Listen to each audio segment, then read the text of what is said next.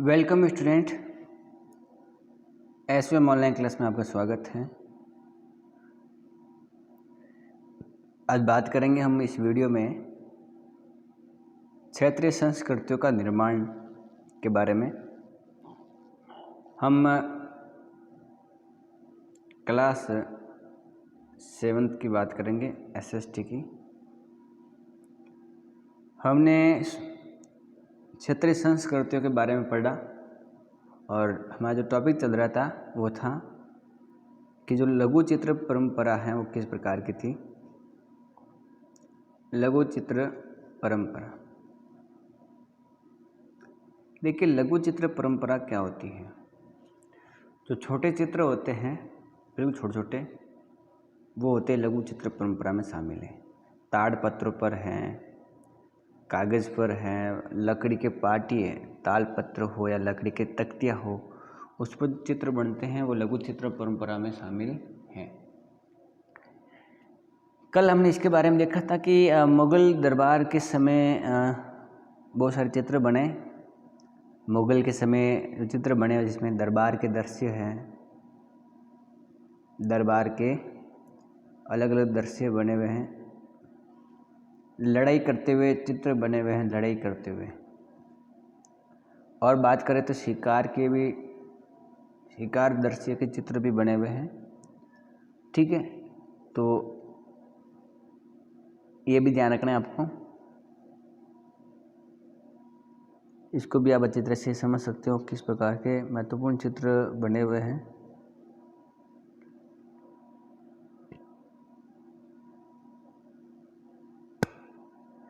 अगर और बात करें तो मुग़ल साम्राज्य के जब पतन हो गया था उसके बाद में 1707 के अंदर जब औरंगजेब का पतन हो गया था, तो मैंने कहा कि मुग़ल दरबार के पतन के बाद में, कब? मुग़ल दरबार के पतन के बाद में जो चित्रकार है वो सभी चित्रकार मुग़ल दरबार को छोड़ करके अलग अलग स्थानों पर चले गए, जिसमें एक तो पहाड़ों में चले गए, तो फिर वहाँ पहाड़ी शैली का जन्म हुआ। उसके अलावा काफ़ी चित्रकार राजस्थान में आ गए और फिर राजस्थान शैली को उन्होंने आगे बढ़ाया। तो ये बात आती है उस समय किस प्रकार से पहाड़ी शैली हो या राजस्थान शैली हो, उसके पीछे जो रीज़न है वो है कि जो मुग़ल दरबार में राजा बादशाह जो औरंगजेब आया, उस औरंगजेब की वजह से औरंगजेब ने कला पर कोई ख़ास ध्यान नहीं दिया और औरंगजेब ने चित्रकारों को अपने दरबार से भगा दिया। तो जो अकबर के समय या शाहजहाँ के समय या विशेषकर जहांगीर के समय जो चित्रकार थे, उनको औरंगजेब के आने के बाद में उनको जगह छोड़नी पड़ी, मुग़ल दरबार छोड़ना पड़ा। और सारे जो चित्रकार हैं वो पहाड़ों, हिमाचल प्रदेश है, जम्मू कश्मीर है, वहाँ चले गए और काफ़ी चित्रकार राजस्थान में आ गए। ठीक है, अब ये जो चित्रकार है जो दक्षिण भारत में भी गए हैं, राजस्थान में भी आ गए, तो अब राजस्थान के दरबारों में इस शैली का भी प्रभाव दिखाई देता है, यहाँ के लोगों का भी प्रभाव दिखाई देता है। इस बात को भी हम अच्छी तरह से समझ सकते हैं कि किस प्रकार से शैलीगत विशेषताएं हमें यहाँ दिखाई देती हैं, उसमें काफ़ी अंतर किस प्रकार से हम समझ सकते हैं। कला की दृष्टि से हम उस बात को भी अच्छी तरह से याद रख सकते हैं। तो जो मुग़ल शैली में विश्वास रखते थे, जो मुग़ल शैली में जो काम करते थे, वो मुग़लों की जो कलात्मक रुचियाँ हैं उसमें दक्षिण के जो क्षेत्रीय दरबार है, राजस्थान के जो राजपूती दरबार है, उनको प्रभावित किया। लेकिन इसके साथ ही उन्होंने विशेषताओं को प्रसुरक्षित रखा। जैसे अगर उदाहरण की बात करें तो जो मुग़ल उदाहरणों का अनुसरण करते हुए जो शासक है, उनके दरबार हैं, उनके दृश्य चित्र बनाए। साथ साथ में मेवाड़, जो उदयपुर और चित्तौड़गढ़ है, उसके इलाके को मेवाड़ कहते हैं, यहाँ पर भी शैली आगे बढ़ी। जोधपुर है तो वहाँ पर भी अपनी शैली विशेषकर आगे बनी। बूंदी हो या कोटा हो, किशनगढ़ राजस्थान के अंदर है, अजमेर में, कौन सा? किशनगढ़, उसकी भी अपनी शैली प्रमुख रूप से आगे बढ़ी। इन सब जगहों पर जो पौराणिक कथाएं हैं, काव्य हैं, उस पर चित्रण कार्य शुरू हुआ। तो आप उस बात को भी अच्छी तरह से समझ सकते हो कि किस प्रकार से पौराणिक कथाओं के माध्यम से अलग अलग चित्र आगे बढ़े, उनकी भी बात सामने आती है। ठीक है, तो लघु चित्र परंपराओं की महत्वपूर्ण दृश्य हमें अलग अलग स्थानों पर दिखाई देते हैं। उन सभी दृश्यों को हम अच्छी तरह से समझ सकते हैं कि किस प्रकार के चित्र हमें दिखाई देते हैं। इसके अलावा बात करें राजस्थान के अलावा, तो जो हिमाचल प्रदेश हैं, भारत के अंदर जो हिमाचल प्रदेश राज्य हैं, चित्रकला में काम करने वाले जो चित्रकार है वो हिमाचल प्रदेश में चले गए थे। तो जो हिमाचल प्रदेश के आसपास में जो जगह है जहाँ पर बसे हुए बड़े बड़े जो शहर हैं, उन इलाकों में भी लघु चित्र परंपरा आगे बढ़ी, लघु चित्रकला आगे बढ़ी और एक भावप्रवण शैली का विकास हुआ जिसमें भाव दिखाई देते हो। ठीक है, और दरअसल बात करें तो लघु चित्रकला में जो हिमाचल प्रदेश है उसके अंदर जो बसोली है, वहाँ की एक शैली आगे बढ़ी, बसोली शैली का भी नाम आता है। उसमें भी कलात्मक दृष्टि से चीज़ें आगे बढ़ी। और यहाँ जो बसोली में शैली की बात करूँ तो यहाँ जो प्रमुख रूप से जिस पुस्तक पर चित्र बनाए हैं वो है रसमंजरी। किताब का नाम क्या है? रसमंजरी। ये जो किताब है, बुक का नाम है रसमंजरी। इस बुक में जो भी बातें लिखी उनको पढ़ करके बसोली शैली में बहुत सारे चित्र बने हैं। अब एक बुक लिखी किसने थी? तो एक आदमी था जिसने लिखी थी, उस आदमी का नाम है भानुदत्त। क्या नाम है? भानुदत्त। उसने ये बुक लिखी थी रसमंजरी, जिस पर बसोली शैली में खूब सारे चित्र बने हैं। बात करें कि 1739 के अंदर जब नादिर शाह का आक्रमण हुआ और दिल्ली विजय के परिणामस्वरूप मुग़ल कलाकार जो थे वो मैदानी इलाकों की अनिश्चितताओं की वजह से पहाड़ों क्षेत्रों में आने लगे नादिर शाह के समय, क्योंकि अब उनको दिल्ली में जगह नहीं मिल रही थी। उन कलाकारों को दिल्ली से वो भाग करके पहाड़ों में आते चले गए और फिर बसोली शैली पर मुग़ल शैली का प्रभाव भी हमें दिखाई देता है। ठीक है, तो ये भी बात आपको ध्यान में रखनी है। और लेकिन अब जब उन्होंने दिल्ली को छोड़ दिया, मुग़ल जो थे वो चले गए, तो जो चित्रकार है वो इस जगह पर आने लगे हिमाचल प्रदेश के अंदर। लेकिन हिमाचल प्रदेश में यहाँ के राजाओं ने, शासकों ने इन कलाकारों को अपने दरबार में आश्रय दिया, उनको शरण दी और जैसे फिर नई नई शैलियाँ आगे बढ़ी और एक शैली आई कांगड़ा शैली। कौन सी शैली आई? कांगड़ा शैली आई। और 18वीं शताब्दी के मध्य भाग तक कांगड़ा शैली के जो कलाकार है वो नई शैली तक काम करते गए, नए तरीके में काम करते गए 18वीं शताब्दी तक। और फिर बात आती है कि जो लघु चित्रकारी है उसमें नई प्रेरणा या नई शैलीगत विशेषताएं हमें दिखाई देती हैं। और अब धीरे धीरे वैष्णव धर्म से जुड़ी हुई जो चित्र बन रहे थे उसमें कुछ ठंडक आती है, उसमें परंपराओं में बदलाव आता है। कलर जो है वो नीले कलर के और हरे कलर का प्रयोग ज़्यादा होने लग गया था। और इस प्रकार से कांगड़ा शैली की भी अपनी विशेषता हमें दिखाई देती है। तो ये सारी विशेषता आपको ध्यान में रखनी है, किस प्रकार से शैलीगत विशेषताएं हमें दिखाई देती हैं लघु चित्र परंपरा के अंदर। उस समय उन्होंने स्त्री पुरुष की भी आकृतियाँ बनाई, उन बर्तन भी बनाए उन्होंने, दीवारें हैं, कपड़े हैं, इन पर भी कलाकृतियाँ करते थे। तो उस समय जो स्त्री पुरुष है वो देखें तो बर्तन पर कलाकारी करते हैं, फर्श पर भी घरों में चित्र बनाते थे, कपड़ों पर भी चित्रकारी करते थे। तो कुछ ही अलग अलग नमूने हमें दिखाई देते हैं। तो इस प्रकार से कलात्मक दृष्टि से हमें विशेषकर शैली दिखाई देती है। तो ये भी ध्यान रखना है आपको।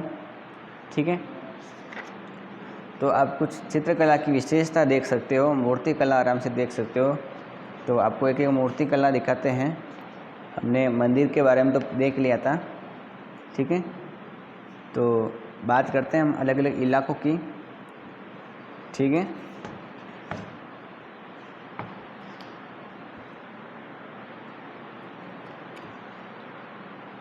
बात करें कि ये जो चित्र आपको दिखाई दे रहा है बीकानेर के राजकुमार राज सिंह का है।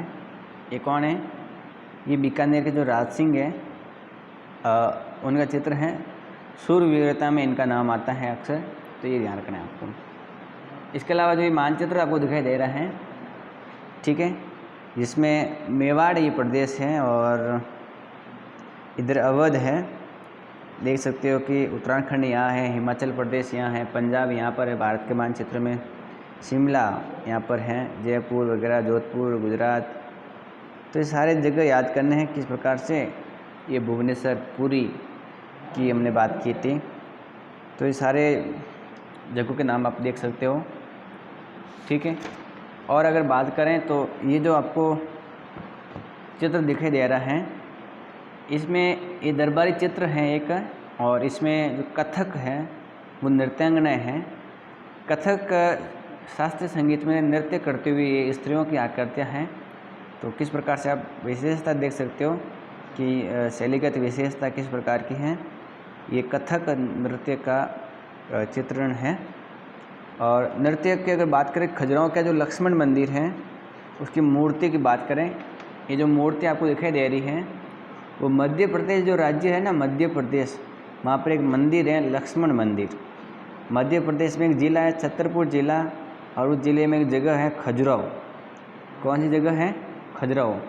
तो आपको ध्यान रखना है खजुराहो कहाँ है, तो मध्य प्रदेश जो राज्य है उसमें एक ज़िला है छतरपुर ज़िला।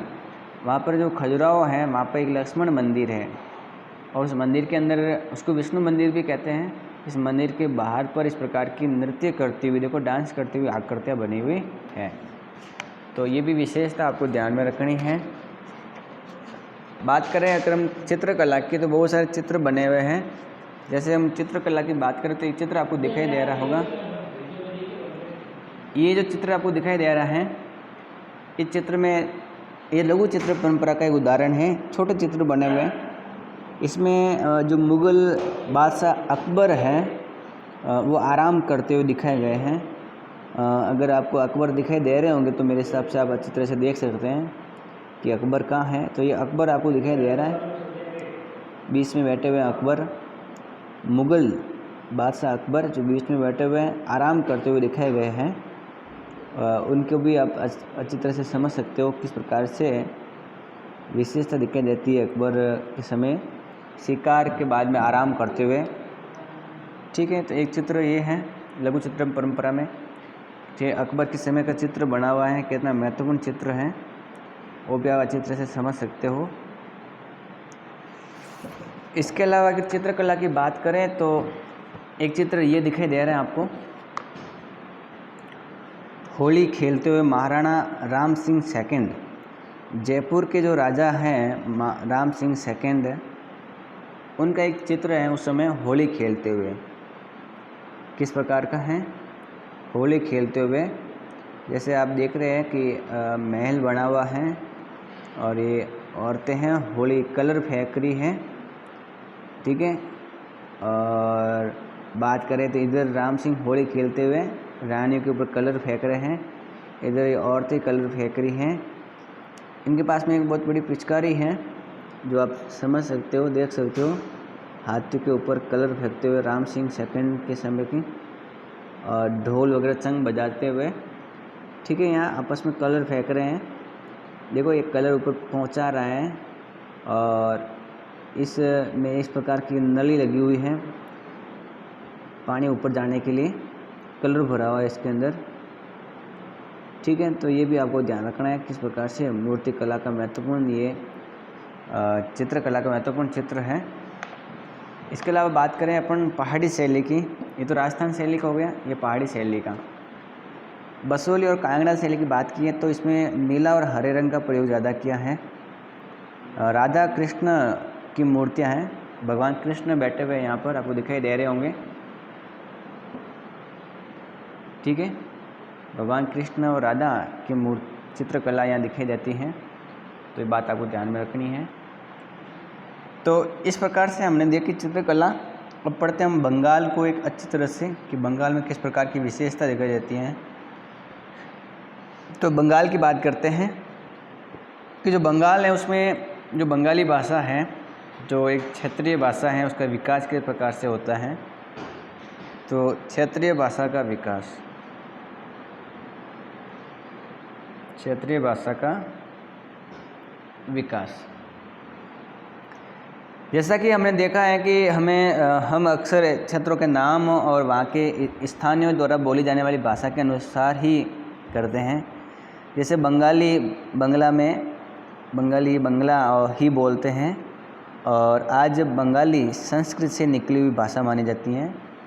बंगाल में जो भाषा बोली जाती है वो बंगाली, और जो बंगाली भाषा है वो संस्कृत से निकली हुई मानी जाती है। किससे? संस्कृत से। संस्कृति या संस्कृत जो भाषा है उससे ये बंगाली भाषा बनी है। तो आरंभिक ईसा पूर्व की बात करें तो संस्कृत जो ग्रंथ हैं उनके अध्ययन से पता लगता है कि जो बंगाल के लोग हैं वो संस्कृत के जो शब्द हैं उनको बोल नहीं पाते थे। बंगाली जो लोग हैं वो जो संस्कृत से उपजी हुई जो भाषाएं हैं, बनी हुई जो भाषाएं हैं वो बोल नहीं पाते थे। तो फिर उन्होंने नई भाषा का उद्भव किया और नई भाषा बनी उनके सामने।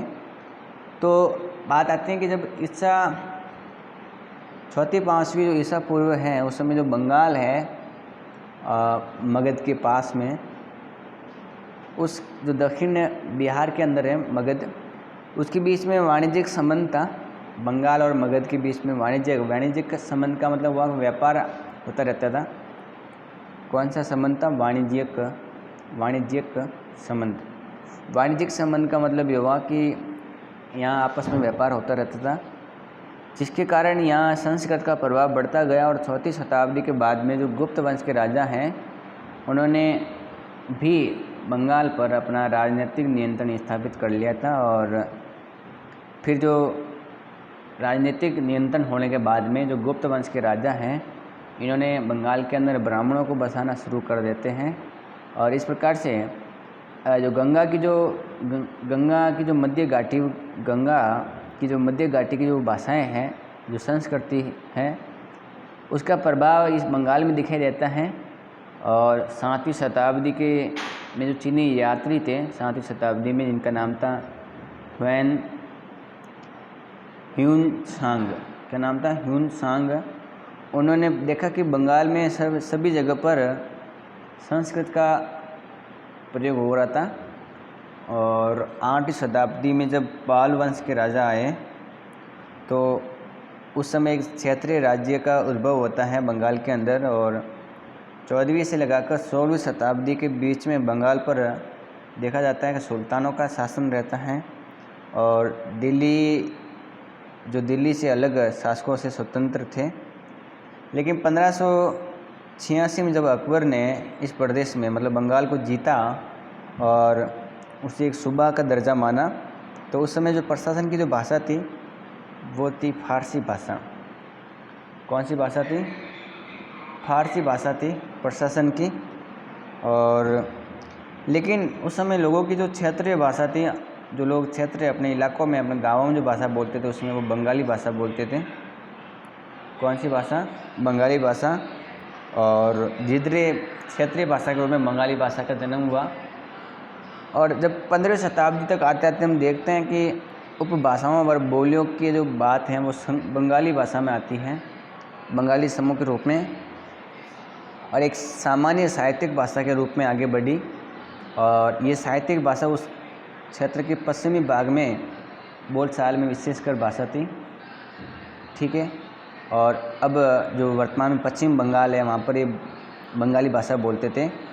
यद्यपि बंगाली भाषा का उद्भव भी संस्कृत से हुआ है और क्रम के विकास के साथ में अलग अलग अवस्थाओं से गुजरी। इसमें देखें तो गैर संस्कृत भाषा के अनेक सारे शब्द हैं जिसमें संस्कृत शब्द नहीं हैं। इसमें बात करें तो जनजातीय भाषाओं के शब्द हैं, फारसी भाषाओं के शब्द हैं, यूरोपीय भाषाओं के शब्द भी मिलते हैं। तो जो बंगाली भाषा है उसमें संस्कृत के शब्द मिलते हैं। गैर संस्कृत भाषाओं में देखें तो हमें जनजातियों की जो भाषा है उसके शब्द मिलते हैं, फारसी और यूरोपीय भाषाओं के शब्द मिलते हैं। और इस प्रकार से ये जो शब्द हैं आज आधुनिक बंगाली भाषा के भाग बन गए हैं, उनका एक प्रमुख अंग बन गए हैं। तो ये भी आपको ध्यान रखना है। बात करें तो बंगाली के आरंभिक साहित्य को दो श्रेणी में बांटा जा सकता है। एक श्रेणी है संस्कृत की ऋणी। बंगाली को दो श्रेणियों में बांटा जाता है, संस्कृत की ऋणी और दूसरी है स्वतंत्र, ठीक है, दूसरी क्या है, स्वतंत्र रूप से।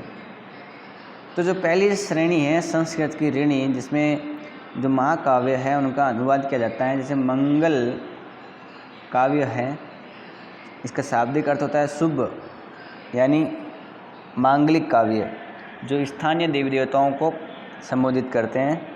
और भक्ति साहित्य की बात करें तो उस समय जो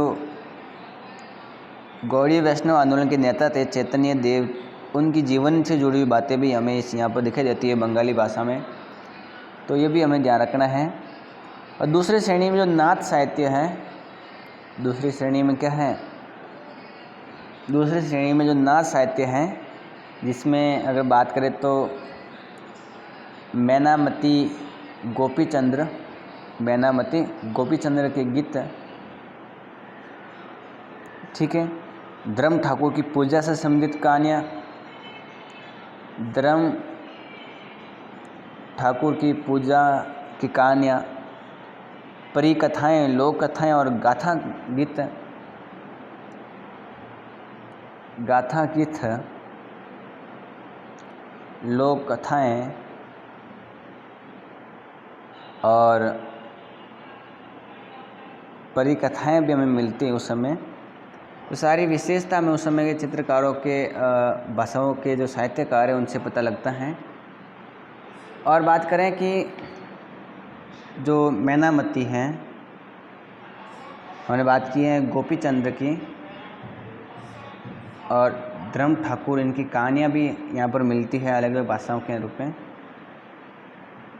तो जो नाथ लोग सन्यासी होते हैं वो तरह तरह की योगिक क्रिया करते हैं और ये गीत विशेष से रूप में अभिनीत होते हैं। कहा जाता है कि जो मैनामती हैं, इनके जो पुत्र थे गोपीचंद्र, इनके जीवन में अनेक बाधाएं आई हैं, संन्यास का मार्ग अपनाते हुए इन्होंने जीवन को आगे बढ़ाया। और जो धर्म ठाकुर हैं वो एक क्षेत्रीय लोकप्रिय देव हैं, जिसकी पूजा हम अक्सर एक पत्थर या काठ की मूर्ति के रूप में होती हैं। उस समय बंगाल की विशेषताएँ हैं। पहली श्रेणी के जो ग्रंथ हैं वो काल निर्णय करना अपेक्षाकृत सरल है कि कब के बने हुए हैं, उनके बारे में जानना बिल्कुल सरल है, क्योंकि ऐसी बहुत सारी पांडुलिपियाँ पाई गई है जिससे अंकित किया गया है कि उनकी रचना 15वीं शताब्दी के बाद के और 18वीं शताब्दी के मध्य के बाद में हुई है। लेकिन जो सेकंड श्रेणी की जो कृतियाँ हैं वो सुनी सुनाई हुई कहानियाँ हैं, उनका काल निर्धारण हम नहीं कर सकते हैं, समय नहीं पता कि कब बनी हुई रचनाएं हैं। लोग आज भी उनको बोलचाल की भाषा में उसका प्रयोग करते हैं, तो ये बात आपको ध्यान में रखनी है, ठीक है। तो आज के लिए इस वीडियो में इतना ही, बाकी बात करेंगे हम अगले वीडियो में। वीडियो को लाइक करें, चैनल को सब्सक्राइब करें और वीडियो को शेयर ज़रूर करें, ठीक है। और वीडियो को 2-3 बार देखना है ताकि आपको चीज़ें याद रह सके आराम से, और किताब से भी पढ़ना है।